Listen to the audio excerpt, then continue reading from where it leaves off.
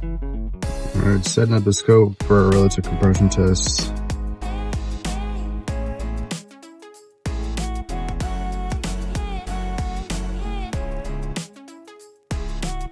Where AC coupling, we'll do 2 volts.